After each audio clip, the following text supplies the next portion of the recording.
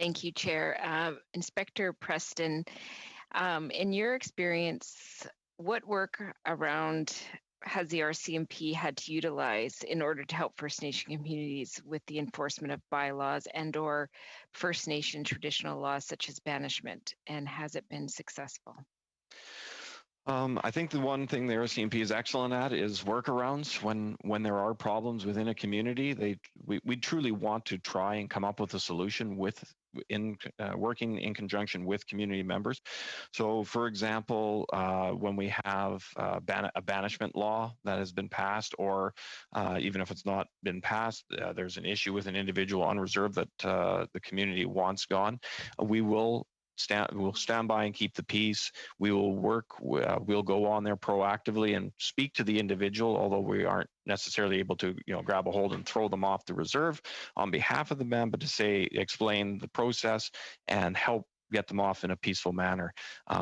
Again, it is that personal relationship that seems to work the best when the laws that are enacted aren't sufficient to do the job.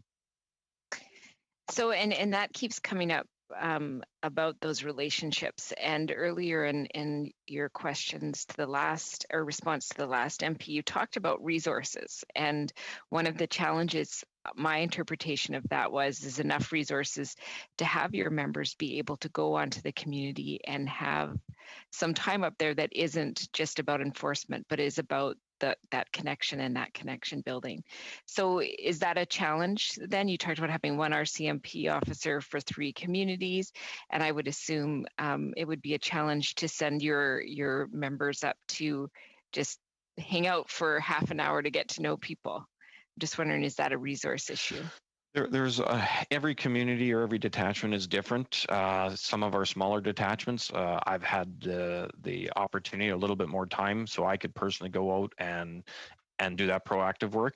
A place like Campbell River is a much busier location, and having the time to go to the reserve is very, very limited for a lot of our officers. It's not from a lack of wanting to, it's just a lack of they've got priority calls in the queue. They have to go and respond to them.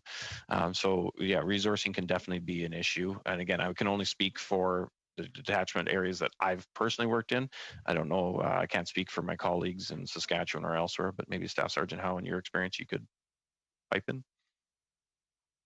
Yeah, that's absolutely correct. And even further to the relationship building, when the members are so busy and responding to calls for service and usually violent calls for service, for them to be in a mind frame, as they're people too, to be in a mind frame to go and relationship build in any spare time they have, it makes it extremely difficult.